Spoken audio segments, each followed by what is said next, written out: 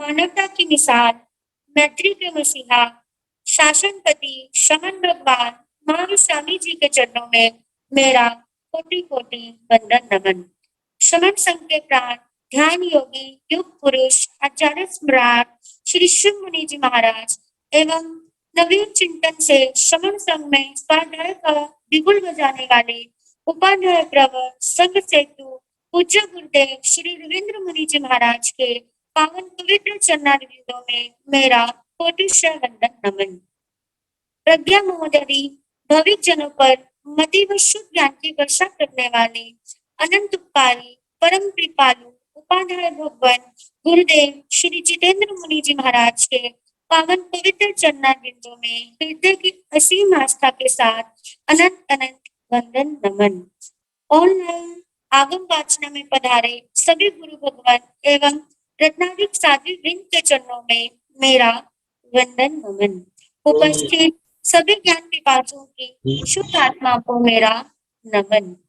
हम सब परम सौभाग्यशाली हैं कि आगम ज्ञाता आगम पुरुष उपाध्याय प्रवर पूज्य गुरुदेव श्री जितेंद्र मुनि जी महाराज के पवित्र मुखारविंद से नित्य प्रति हम आगम वाणी का लाभ ले रहे हैं।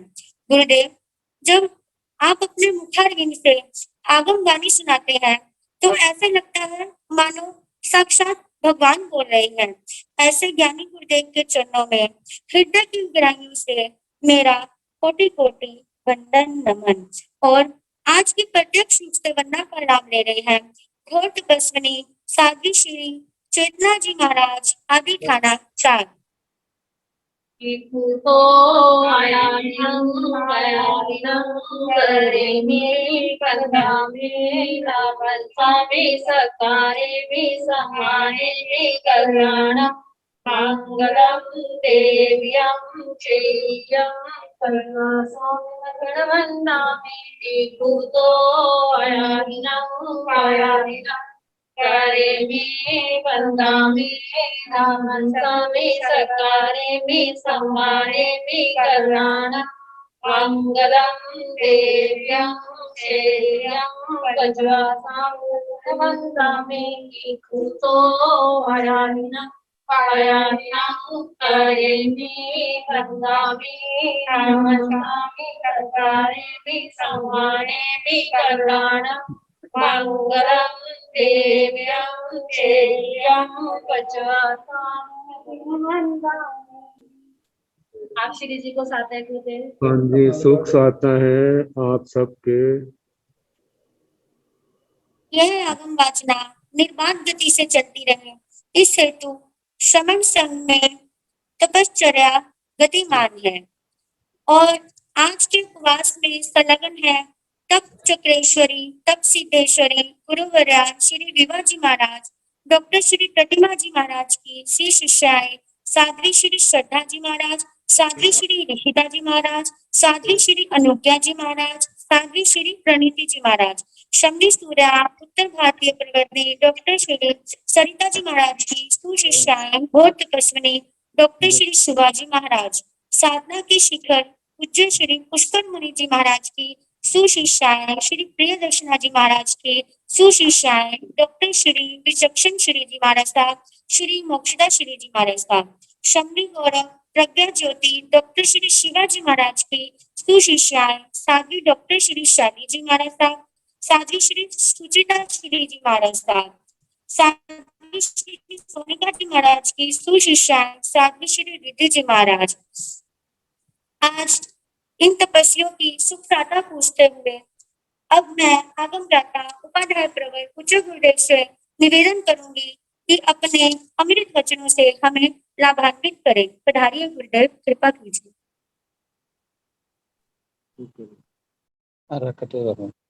बट्टी किताब थल्ले रखो। नमो अरिहंताण नमो सिद्धाण नमो आर्याण नमो ओवन्यायाण नमो लोये सवसाहुण एसो पंच नमोकारो सर्व पावपनाशनो मंगलानंत संदेशे परमं भवाई मंगलम।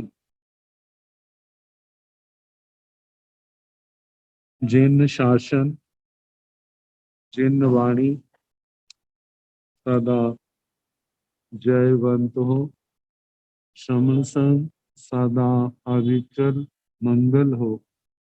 मुक्ति को प्राप्त श्रमण भगवान महावीर स्वामी, उनकी परम पावन कल्याणी भागवती वाणी वाचक प्रमुख श्री इंद्र भूति गौतम आदि गणधर भगवान युग प्रधानाचार्य परम पूज्य श्री सुधर्मा स्वामी जी महाराज, उनकी परम पावन पाठ परंपरा वर्तमान आचार्य ज्ञान योगी परम पूज्य श्री शिव मुनि जी महाराज एवं गुरुजन सबके पावन चरण सरोजों में निरा अनंत अनंत बार वंदना नमस्कार।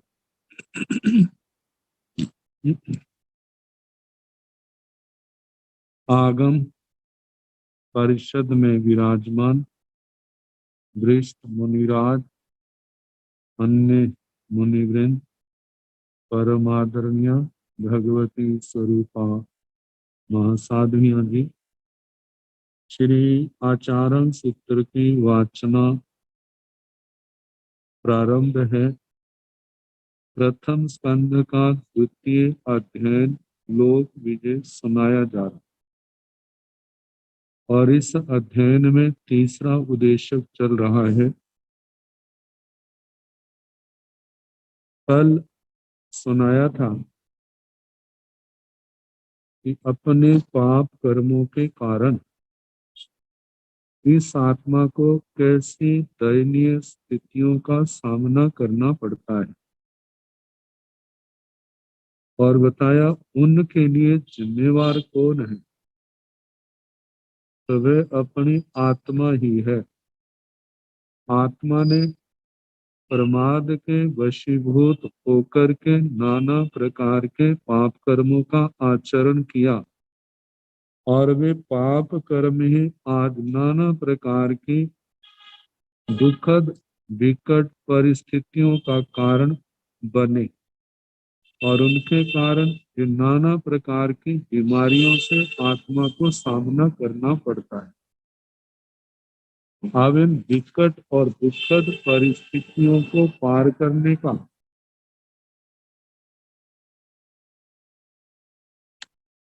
जो मार्ग है, उसके संबंध में कहा जा रहा है।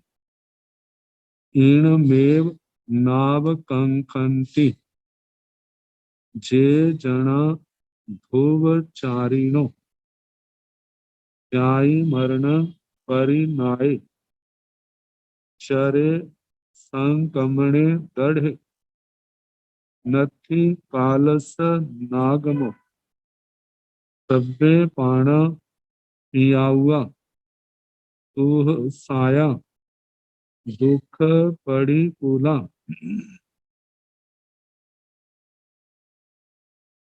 अपिय वह पिय जीविणो जीवियो कामा सब्बे सिंह जीवियं पियं तं परिगिच्छ दूपयं चौपयं अभिजुंजिया हण संसिंचियाण तीव्रेण जावि से तत् मत्ता हवाई अपावा बहुआवा से तत् गढ़िये चिट्ठाई भोयनाय तौ से एज्ञा विविहं परिसिद्धं संभूयं मोहोवगरणं भवई तंपि से एज्ञा दायावा बिभ्रयन्ति अदत्त हारोवा से अवहरन्ति रायाणो वासे विलुम्पन्ति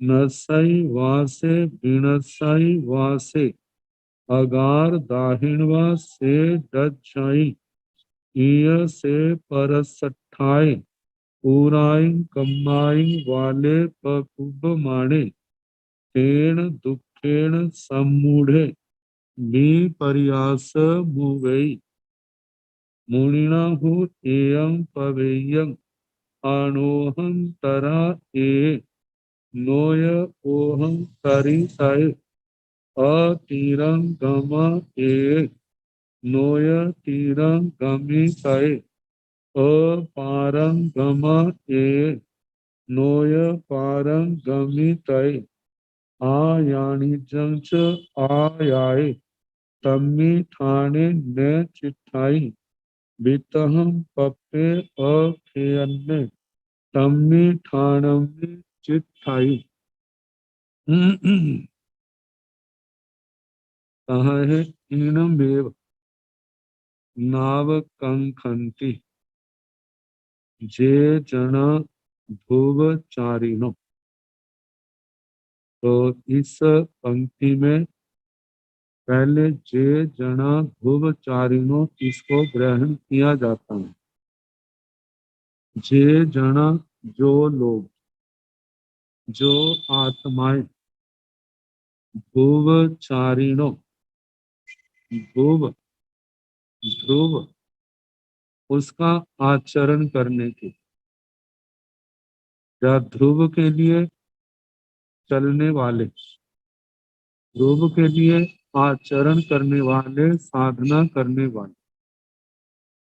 तो जहां पर ध्रुव शब्द से मोक्ष दिया है, सिद्ध गति को दिया है, आठों कर्मों से मुक्त अवस्था को दिया है, तो कहा है कि जो उस पावन दशा को पाने के लिए सम्यक ज्ञान, सम्यक दर्शन, सम्यक चारित्र, सम्यक तप इसका आचरण करने वाले, इनका पालन करने वाले, 5 महाव्रत है, रात्रि भोजन का त्याग है, 5 समिति, 3 गुप्ती है, 10 जति धर्म है, इनका पालन करने वाले, 22 परिसहों को, 3 प्रकार के उपसर्गों को जो समता से सहन करने वाले, इसके वास्ते हमारे कर्म कट जाए, हमारी आत्मा कर्मों के बंधन से मुक्त हो, हमारी आत्मा इस जन्म मरण के चक्कर को पार कर, हमारी आत्मा को सिद्ध गति की प्राप्ति हो। इसके लिए तो कहा जो लोग, जो आत्माएं, चाहे वो साधु रूप में है, चाहे वो साध्वी रूप, और इसके साथ हम श्रावक श्राविकों को हम ग्रहण कर ले, वो भी तो धर्म आराधना करते। तो कहा जिनकी आत्मा के अंदर सम्यक ज्ञान का प्रकाश हो, सम्यक्त्व का दीपक जल रहा है, संसार के सच्चे स्वरूप को समझ लिया है, तो कहा वे आत्माएं इनमेव नाव कंकन। इनमेव का मतलब इसको चाहते नहीं, इस किसको, असंजत जीवन को, पापमय जीवन को, भोगमय जीवन को चाहते नहीं। साधु साध्वियों ने उसको छोड़ दिया, गृहस्थ अवस्था में है, वे उसको छोड़ना तो चाहते हैं, अंतर में ऐसी भावना हम इनको छोड़ दें, लेकिन आत्मा के अंदर उत्साह पूर्ण रूप से उठता नहीं। मन के अंदर संदेह है कि मैं इसका परित्याग नहीं कर सकूं, मैं सबको छोड़ नहीं कर सकूंगा, चाहता तो है लेकिन अपनी सफलता के प्रति उसको संदेह, इसलिए वो सोचता है मैं पूर्ण रूप से त्याग नहीं कर सकता, इसलिए घर में रह करके अनुव्रत सम्यक्तों के साथ, अनुव्रत है, गुण व्रत है, शिक्षा व्रत है, मैं उनका आचरण करूं। तो बताया है जहां पर जो लोग मोक्ष के लिए ज्ञान दर्शन चारित्र आदि की तप की आराधना साधना करने वाले हैं, इनमें नाव कंखंती, इस असंजमय, इस असंजत जीवन की वे चाहना नहीं करते। क्यों नहीं करते? जाई मरण परिणाम, क्योंकि असंजत जीवन का परिणाम क्या, पापमय जीवन का, भोगमय जीवन का परिणाम क्या है? उसका परिणाम है जन्म मरण, संसार चक्कर में फंसना, संसार चक्कर में परिभ्रमण, दुर्गतियों के अनंत अनंत दुखों का सामना, तो कहा इस जन्म और मरण को जिसने अत्यंत भयानक रूप में समझा, जो आत्मा को अनंत दुखदायी लगता है, तो इसको जान करके चरे संकमणे दढ़े। तो कहा जब ये जानना है तो फिर क्या करे, चरे, चले, आचरण करे। किसमें किसमें चले, संकमणे, संक्रमणे, संक्रमण का जहाँ अर्थ, वैसे इसका अर्थ होता है संक्रमण, संक्रमण आगे बढ़ना, क्रमण, संक्रमण, क्रमु धातु है, ये पाद विक्षेप में आती है, मतलब कदम उठाना, आगे चलना, तो उससे कृदंत का रूप क्रमण बनता है। आगे सम्यक सम उपसर्ग लगाई है, सम का मतलब सम्यक प्रकार से क्रमण चलना। तो सम्यक प्रकार से चलना एक तो है शारीरिक दृष्टि से चलना, तो वो सम्यक संक्रमण कब कहलाएगा, जब क्रिया समिति के साथ हम चले। बोलने पांचों समितियां, चाहे चलना हो, बोलना हो, गोचरिका हो, कोई वस्तु लेनी देनी, रखनी उठानी हो, कोई वस्तु परटने वाली हो, तो इन सब में सम्यक प्रकार से करना, ताकि किसी जीव की हिंसा ना हो, किसी जीव का वध ना हो, किसी जीव को प्राणों से हाथ ना धोना पड़े, किसी को कोई तकलीफ ना हो। तो कहा ये तो बाहर से संक्रमण हो गया। लेकिन जहां पर संक्रमण का जो अर्थ है वो चारित्र आ जाता है। चारित्र का मतलब ये 5 समितियां, 3 गुप्तियां भी आ गई, महाव्रत भी आ गए, छठे रात्रि भोजन का त्याग भी आ गया। वो 5 समिति, 3 गुप्ती, 10 यति धर्म, ये सारी की सारे संक्रमण में आ गए। और कहा कि इस संक्रमण में चरे, चरे का मतलब चले, दढ़े, दढ़े का मतलब इसको यदि हम संक्रमण का विशेषण बना लें तो ये बड़ा मजबूत, ये जो मार्ग है बहुत मजबूत है। इस मार्ग पर जो चलते हैं वे एक दिन अपनी मंजिल पर पहुंचते हैं। तो ये तो होगा दृढ़ चारित्र में इस प्रकार। और इसका दूसरा अर्थ जो है दृढ़, दृढ़ का मतलब दृढ़ हो करके इस चारित्र के मार्ग में अपने संकल्प को, अपनी आत्मा को मजबूत बना करके, अत्यंत संकल्प शक्ति धारण करके इस मार्ग पर बढ़े। क्योंकि जब तक आत्मा के संकल्प में दृढ़ता नहीं होगी, जब तक उसका मन वचन काया आत्मा इसका पालन करने के लिए पूर्ण रूप से तैयार नहीं होगी, जब तक इसको पालन करने में मजबूत नहीं होगा, तब तक आत्मा को सफलता भी नहीं मिलेगी। क्योंकि इस मोक्ष मार्ग में जैसे जैसे आगे बढ़ते हैं तो आत्मा के कर्मों को, आत्मा के कर्म जो जन्म जन्म के आत्मा के अंदर जमे हुए हैं वे उखड़ते हैं। जब कर्म उखड़ते हैं तो ये नहीं है कि आत्मा को प्रभावित किए बिना ही छोड़ देंगे। जब वो कर्म उखड़ते हैं तो शरीर के अंदर, आत्मा के अंदर नाना प्रकार की व्याधियां भी पैदा हो सकती हैं, और उसके साथ साथ नाना प्रकार के उपसर्ग और परिचय भी आ सकते हैं। जब ये परिचय उपसर्ग नाना प्रकार के सामने आएंगे तो जो आत्मा, जिन आत्माओं ने अपने आप को तैयार नहीं किया है, वो उनको देखते सार ही घबरा जाएंगे, सोचेंगे अच्छा हम धर्म करने लगे, अच्छा हम तपस्या करने लगे, इसके कारण हमने तो सोचा था हमें हमारे दुख खत्म होंगे, लेकिन दुख खत्म तो क्या होने, जहां तो दुख बढ़ने लग पड़े हैं।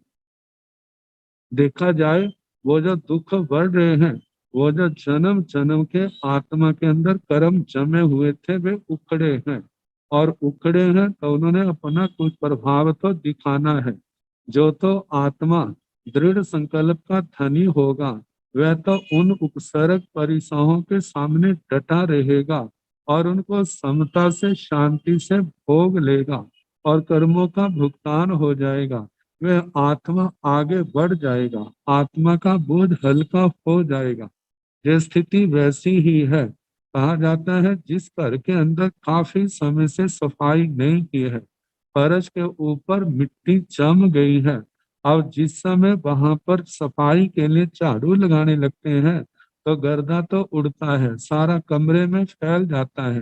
कोई अज्ञानी व्यक्ति सोचे अरे ये तो जैसे झाड़ू देने लगा हो, ये तो सारा ही कमरा क्या हो गया, धूल से भर गया है। ये साफ कैसे होगा? यदि उसको समझ नहीं है तो वो वहां से वहीं पर रुक जाएगा। यदि समझ है तो वह अपना नाक आदि बंद करके झाड़ू लेकर के उसकी सफाई करेगा। तो पहली बार में भी कितना उसका जो गर्दा है, धूल है, वह घर से बाहर निकल जाएगा, और जो उड़ा है थोड़ी देर बाद वो भी बैठ जाएगा। ऐसे बार बार सफाई करने से वो सारे का सारा कमरा जो है धूली से, कूड़े से मुक्त हो जाएगा। ऐसे ही हमारी आत्मा की दशा है। जन्म जन्म के अनगिनत जन्मों के कर्म हमारी आत्मा के अंदर बैठे हुए हैं। जब हम इस चारित्र मार्ग पर, इस मोक्ष मार्ग पर चलते हैं, तो वह भी झाड़ू के समान कर्म उखड़ते हैं और उखड़ करके आत्मा को प्रभावित करते हैं। तो जिनका ज्ञान दर्शन चारित्र तापजे मजबूत है, अच्छे संस्कारों के धनी है और दृढ़ मनोबल लेकर के आगे चले हैं, वे तो घबराते नहीं। लेकिन दूसरे लोग जो हैं घबरा जाते हैं और उस मार्ग को ही छोड़ बैठते हैं। तो कहा कि ऐसा जब तक आत्मा का ये संकल्प दृढ़ ना हो, दृढ़ होकर के इस मोक्ष मार्ग पर इस संक्रमण चरित्र का पालन करे। आगे कहा है, नत्थी कालस नागमो, जे हमारा जीवन आखिर कितना का लंबा है। आजकल को देखें तो ज्यादा से ज्यादा 100 साल होगा, हो सकता है कुछ साल इससे भी ज्यादा आगे बढ़ जाए। नहीं तो प्राय करके तो 80-90 के बाद पहुंचने के बाद तो होता है कि पता नहीं किस समय क्या हो जाए, इस शरीर को छोड़ना पड़ जाए। और दूसरी बात, ये तो वर्तमान को, अतीत काल पर चले जाए, हजारों वर्ष की आयु हो सकती है, लाखों वर्ष की आयु हो सकती है, करोड़ों वर्ष की आयु हो सकती है। और चलते चलते हम चौथे आर्य के शुरू में, तीसरे के अंत में यदि हम देखें तो वहां पर करोड़ पूर्व तक की भी आयु हो सकती है। तो संयम जो है वो करोड़ पूर्व तक की आयु वाले को ही है।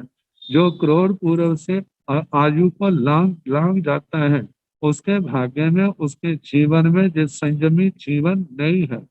तो कहा जाता है चाहे पूर्वों का जीवन क्यों ना हो, आखिर जहाँ जन्म हुआ है वहां पर मृत्यु का आना निश्चित है। जन्म के साथ मृत्यु निश्चित है। यदि कर्म क्षय नहीं हुए हैं तो मरने के बाद जन्म भी निश्चित है। ये जन्म मरण का प्रवाह अनादि काल से चला आ रहा है। तो कहा, जे न सोचना जे हमारा जीवन है, जहाँ नत्थी कालस नागमो, कालस नागमो, काल का, मृत्यु का आनंद नहीं होगा। ऐसा नत्थी, नत्थी का मतलब नास्ती नहीं है, मतलब मृत्यु अवश्य आएगी। इस जीवन का की अंतिम घड़ियां अवश्य आएंगी, जहां इस आत्मा ने इस देह को धारण किया है। और एक दिन ऐसा भी देर सवेर अवश्य आएगा जब इस जे आत्मा इस शरीर को छोड़ करके अपने कर्म के अनुसार अगले भव के लिए प्रस्थान कर जाएगी। तो कहा जाता है कि ऐसा जान करके मृत्यु ने तो अवश्य आना ही है। जीते जी जितना जीवन है, मैं ऐसा कार्य कर जाऊं जिससे मेरी जन्म मरण की यात्रा सदा के लिए मिट जाए। मानो नहीं मिटती है तो कम से कम सिमटनी तो जरूर चाहिए, सीमित होनी चाहिए, जिसके कारण अगले जन्मों में जो कार्य इस जन्म में नहीं हुआ, अगले जन्म में वे कार्य बड़ी आसानी से हो जाए और मैं जन्म मरण के चक्कर से सदा के लिए मुक्त हो जाऊं। तो कहा जाता है संसार के जितने जीव हैं, केवल मेरी आत्मा ही नहीं, संसार की जितनी जीव राशि है, सबकी क्या भावना होती है। कहा, सब्बे पाणा पिया हुआ, सूह साया दूह पड़ी कूला, अपिय वहा पिय जीविनो, जीवियो कामा, सब्बे सिंह जीवियं पियं।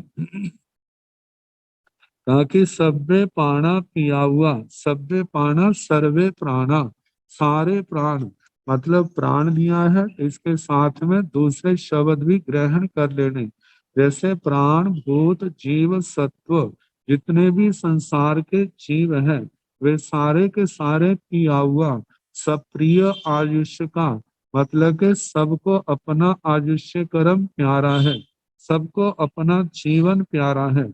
सुह साया, जहाँ पर पिय नहीं लिया लेकिन पिय ले लेना, पिय सुह साया, सब जीवों को अपना सुख और साता ये क्या है, प्रिय है। दुह पड़ी कोला, जितने भी दुख है, जितनी भी प्रतिकूलताएं हैं वे क्या है, प्रतिकूल है, मतलब दुख किसी को भी अच्छे नहीं लगते। अप्रिय वह अप्रिय वधा, जितने संसार के जीव हैं सबको बद्ध प्यारा नहीं लगता। बद्ध अपना बद्ध अपनी मृत्यु, कोई मारे जो उसको मारना उसको अच्छा नहीं लगता, मतलब किसी को भी अच्छा नहीं लगता। प्रिय जीविनो, प्रिय जीविने, जितने संसार के जीव हैं सबको अपना जीवन प्यारा लगता है। ऐसा नहीं है अपना जीवन प्यारा न लगता हो, चाहे कैसा भी जीवन क्यों ना हो उनको अपना जीवन प्यारा लगता है। आगे जीवियो कामा, जितने भी संसार के जीव हैं वे जीने की कामना रखते हैं, चाहे कितनी भी लंबी आयु का क्यों ना हो। शरीर में दुख है, दुख से घबरा के कह देता है कि अब ये जीवन खत्म हो जाए तो अच्छा है, लेकिन यदि उसके दुख सारे शांत हो जाए, दूर हो जाए, शरीर स्वस्थ हो, परिवार अनुकूल हो, सब प्रकार की सुविधाएं हो, तो वह जीने की ही कामना करता है, मरने की कामना नहीं करता। इसलिए भगवान कह रहे हैं जीवियो कामा, सभ्य पाना जीवियो कामा, जितने संसार के जीव हैं वे सारे के सारे जीने की कामना करते हैं, मरने की कामना कोई भी नहीं करता। इसलिए सभ्य सिंह जीवियं पियं, इसलिए जितने संसार के जीव हैं उन सबको अपना जीवन प्यारा लगता है।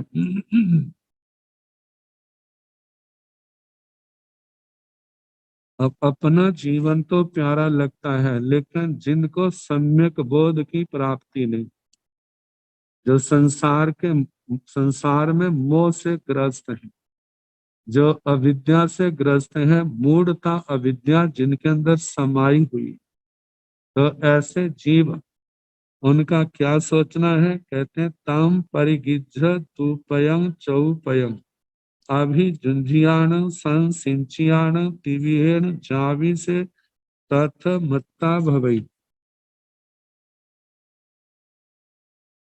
तंग, उस असंयममय जीवन को अभिगिज्य स्वीकार, परिगिज्य ग्रहण करके, उस वो जो मोह से ग्रस्त हैं, जिनको संसार के सुख प्यारे लगते हैं, लेकिन जो बातें कही इनका ज्ञान नहीं है, तो कहते हैं इस असंयम में जीवन को ग्रहण करके अब अपने सुखों को बढ़ाने के लिए, मेरी सुख सुविधा बढ़े, मेरे पास धन का बल बढ़े, परिग्रह का बल बढ़े, मेरे को किसी प्रकार की कमी ना आए, मैं ज्यादा से ज्यादा सुखों का सेवन करूं, इन भावनाओं को लेकर के उस तम परिगिज्झ, उस असंयमय जीवन को ग्रहण करके दुपयंग चौपयंग, द्विपद है, दास दासियां आदि है, परिवार है, चौपयंग चतुष्पद है,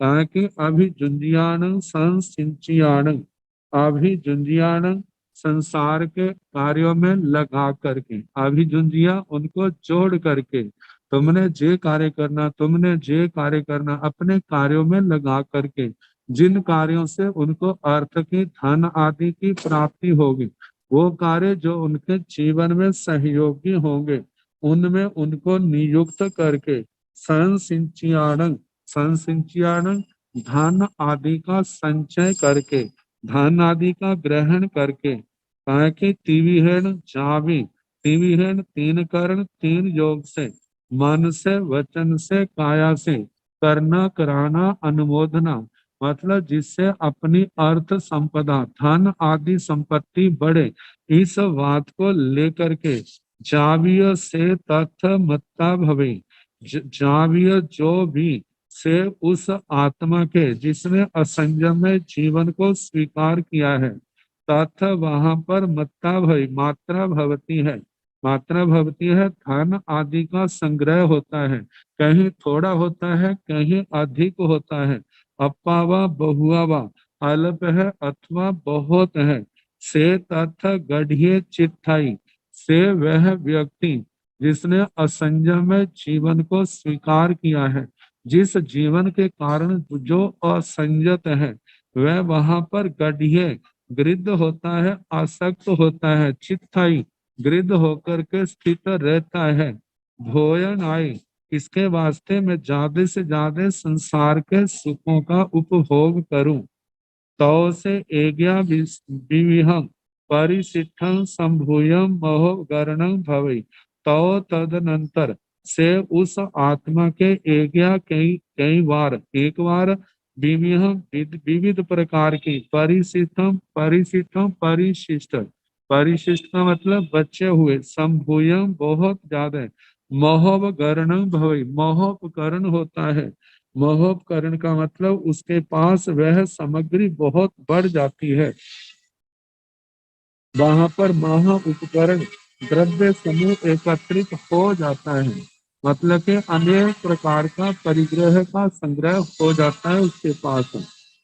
फिर उसके बाद तंती से एज्ञा दायावा विभ्रंति अदत हारो वासे अवहरंती, रायानो वासे विलुम्पन्ति, नत्सैवा से विनत्सैवा, अगार दाहिनवा से दक्षाई। जिस समय, इसी समय, मतलब जब जीवन में पाप का उदय आ जाता है, तो वो जो बड़े प्रयास से संचित की गई संपत्ति है, कैसे वह बिखर जाती है, कैसे वो उससे छीन ली जाती है, कैसे उससे दूर हो जाती है। भगवान उसी बात को कह रहे हैं। तंपी से उस एकत्रित की हुई संपत्ति को, से वह एज्ञा कवि, एज्ञा एक बार काय आयावा विभ्रयंती, दायाद संपत्ति के हिस्सेदार इसको बंटवा देते हैं। दायाद मतलब के हिस्सेदार उसको भाई आदि हैं, परिवार के लोग हैं, छल प्रपंच करके उसका उसको बंटवा लेते हैं। अदत्त हारो वासे अवहरंती, कभी ऐसा होता है अदत्त हारो, अदत्त को लेने वाले, मतलब चोरी करने वाले, चोर जो है डाकू आदि है, उसका अपहरण कर लेते हैं। कभी ऐसा भी होता है रायाणो वास्य विलोमपंथी, राजा आदि किसी प्रकार का बहाना बना करके उस संपत्ति को लूट लेते हैं, छीन लेते हैं। नसई वासे विनसई वा, वह संपत्ति नष्ट हो जाती है, विनसई वा पूर्ण रूप से नष्ट हो जाती है। से उस व्यक्ति की वह संपत्ति मानो इनमें से कोई भी ना हो, लेकिन पाप कर्म का उदय आया है, जो पाप कर्म किए हैं, तो उसके इनके बिना भी और भी कितने कारण जो हैं उस संपत्ति के नष्ट होने के हैं। तो भगवान कहते हैं अगार दाहिनवा से डट जाई, घर के अंदर आग लग जाती है, उसके कारण से वह संपत्ति जो है जल जाती है। हम वैसे देखें तो कितनी बार जीवन में बीमारियां आ जाती हैं, उन बीमारियां भी ऐसी हैं कि सारे का सारा जितना धन संपत्ति इकट्ठी की थी, जमीन जायदाद बड़े परिश्रम से बनाई थी, लेकिन उन बीमारियों के कारण से वे सारी की सारी क्या हो जाती है, नष्ट हो जाती है। तो कहा है कि ईय से परस अट्ठाई, पूराई कमाई बाले पकुप माणे, पेण दुखेण समूढ़े भी प्रयासम मुगई। ईय जो है इति के रूप में है, इति ऐसा, से वह व्यक्ति जो है परस अट्ठाई, कई बार तो अपने लिए होता है, लेकिन कितनी बार अपने परिवार के लिए, अपने बच्चों के लिए, अपने रिश्तेदारों के लिए, जो जो समीप आता है उनके प्रति लगाव होने के कारण से उनके लिए पूराई कमाई क्रूर कर्मों को वाले वह बाल अज्ञानी मूढ़ व्यक्ति क्रूर कर्मों को पकुब्ब माने करता हुआ तेण दुखेण सम्मूढ़ है, और उस दुख से सम्मूढ़ मूढ़ भाव को प्राप्त हुआ। विपर्यासम मुवई, विपर्यास भाव को प्राप्त होता है जब वो देखता है जिनके लिए मैंने सारा जीवन लगा दिया, जिनके लिए मैंने इतने गलत काम किए, आज वह सब कुछ संपत्ति छीन करके ले गए हैं। आज मेरे पास चारों ओर दुख ही दुख है, कोई मेरे मेरे को सहयोग देने के लिए नहीं है, कोई सांत्वना देने वाला नहीं है। अब सारे छोड़ करके चले गए हैं। अब वो जो घबरा जाता है, आत्मा के अंदर मूढ़ता का भाव पैदा हो जाता है। अब वो सोचता अब क्या किया जाए। वो जितनी संपत्ति कमाई थी दूसरे ले गए, लेकिन उसको कमाने के लिए, इकट्ठा करने के लिए जो मैंने नाना प्रकार के पाप कर्म किए हैं, उनका तो भुगतान अब कौन मेरा साथ देगा, स्वयं को ही करना पड़ेगा।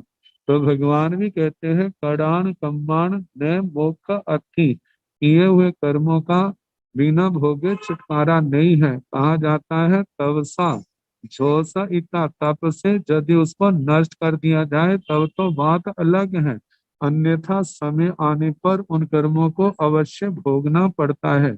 और उस समय आत्मा की कितनी दयनीय स्थिति होती है, कोई उसका हिस्सा बटाने वाला, उसको सांत्वना देने वाला नहीं होता।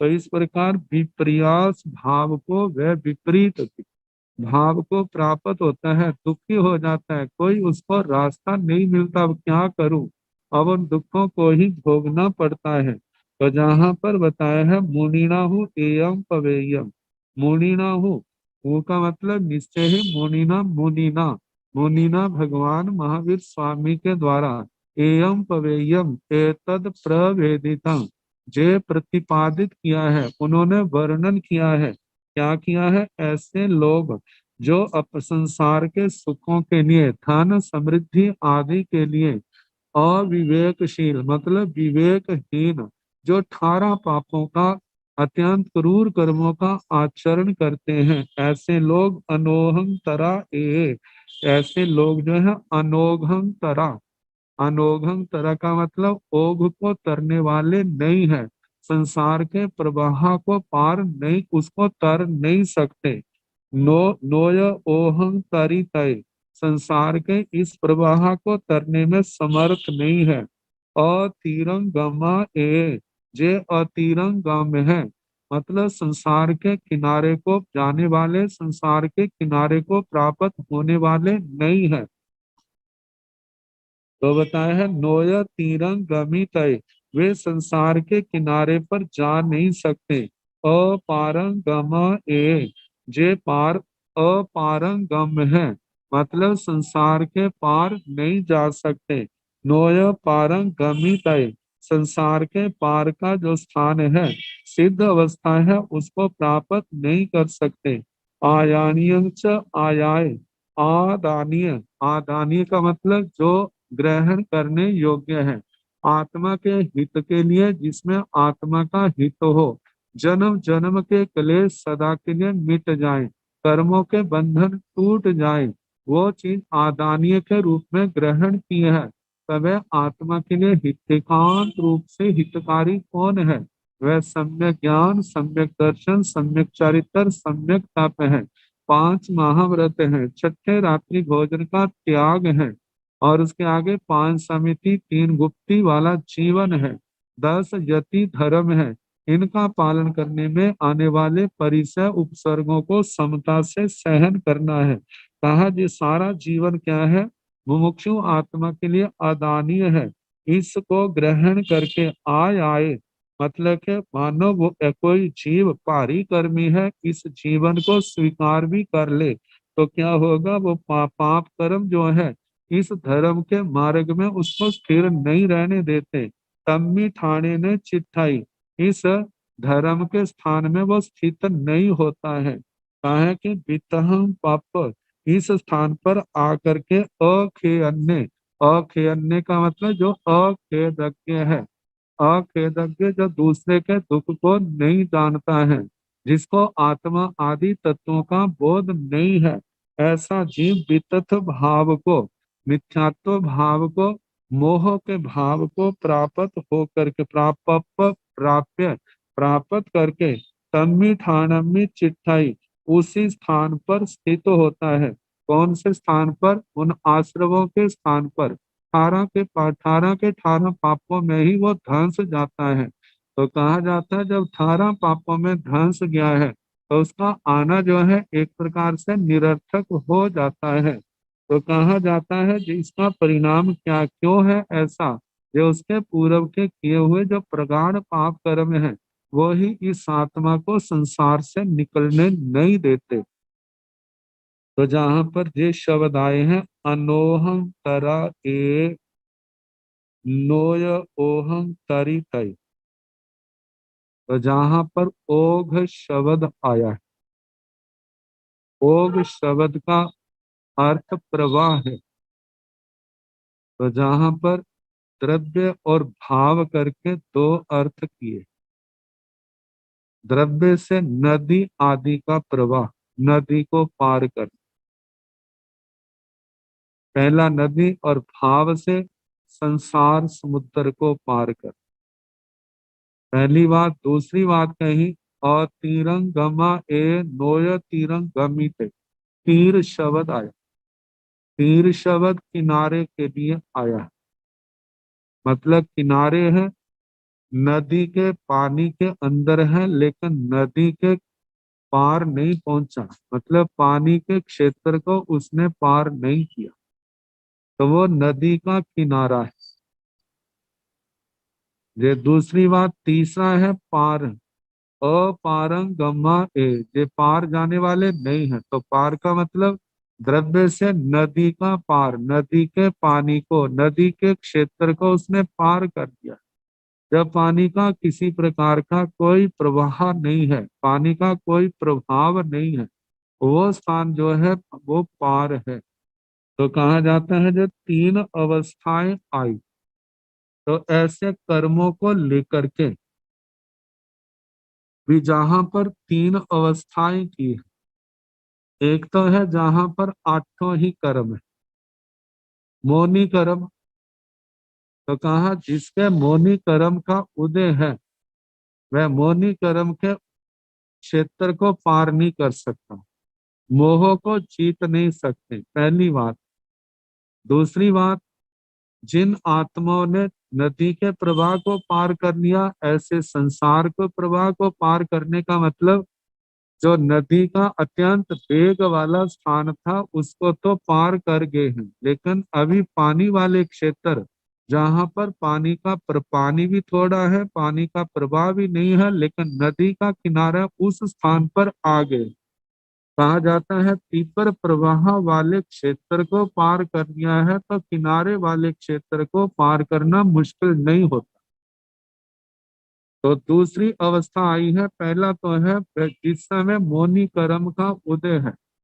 दूसरी अवस्था जो किनारे की है संसार की, वह है मौनी कर्म का क्षेत्र तो उसने पार कर लिया है, लेकिन ज्ञानावरणीय दर्शनावरणीय अंतराय का जो क्षेत्र है वह अभी पार नहीं किया। और जिस समय ज्ञानावरणीय दर्शनावरणीय क्षेत्र को पार किया है तो कहा जाता है शेष जो कर्म है वो क्या है, किनारा आ जाता है।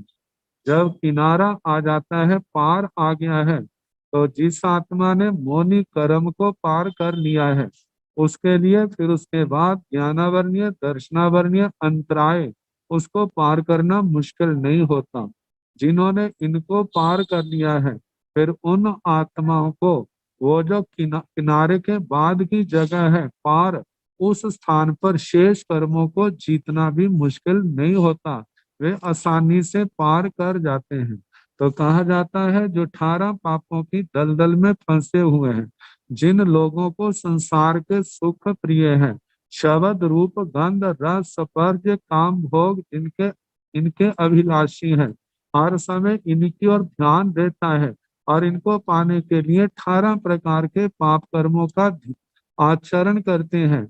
और उनके दिमाग से जो भगवान के वाक्य सुने थे, जितने संसार के जीव हैं, कहते हैं सबको अपनी आयु प्रिय है, सुख साता अच्छी लगती है, दुख किसी को अच्छा नहीं लगता, वध किसी को अच्छा नहीं लगता, जीवन प्यारा है, सब जीने की इच्छा करते हैं, सबको अपना जीवन प्यारा है।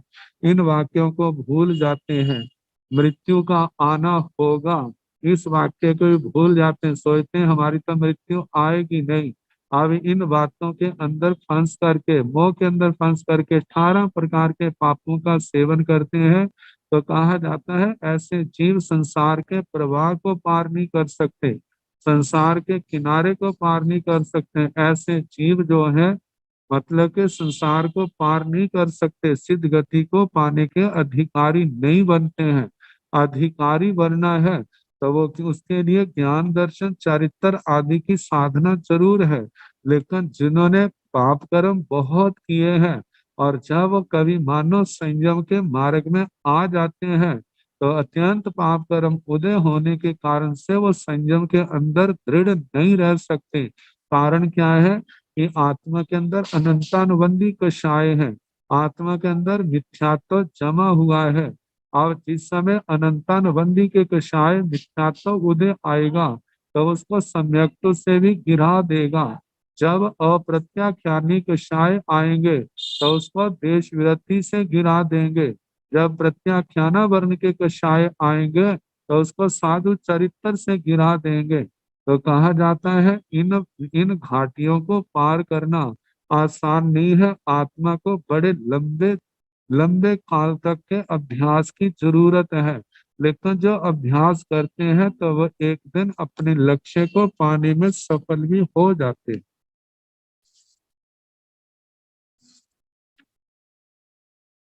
इस उद्देश्य का उपसंहार उद्देश्य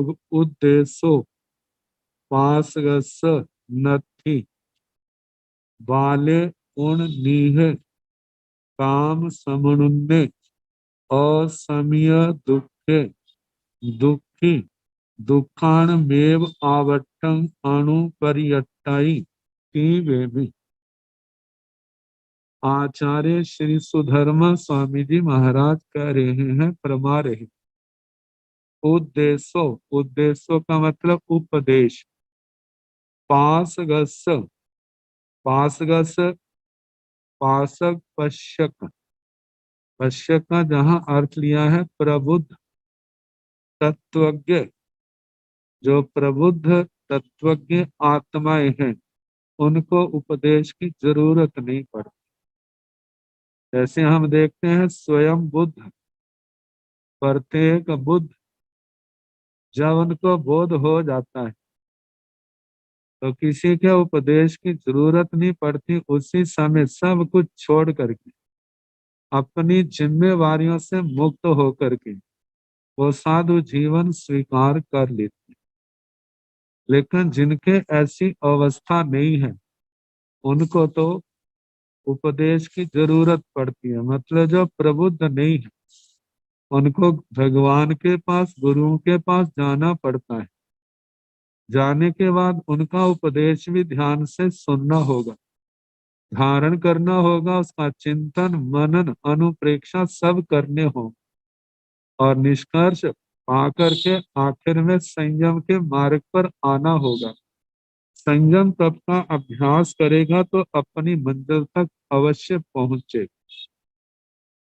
तो पहली बात कही कि जो प्रबुद्ध है उसके लिए उपदेश की आवश्यकता नहीं, लेकिन जो अप्रबुद्ध है, ताकि बाले, बाले का मतलब जो अज्ञानी व्यक्ति मूढ़ है, इसको आत्मा का परमात्मा का तत्व का बोध नहीं है, पूर्ण नीह, ऐसा व्यक्ति है नीह। नीह का मतलब स्नेह, स्नेह राग से युक्त, स्नेहति शब्द आता है स्नेह, जहां पर स का लोप कर देते हैं तो स्नेह के स्थान पर नेह रह जाता है, तो स्नेह का नीह रह जाता है। स्नेह मतलब जो संसार के सुखों में आसक्त है, जिनको संसार के सुख प्यारे लगते हैं, और प्यारे भी क्या है, अत्यंत उनके प्रति अनुराग है।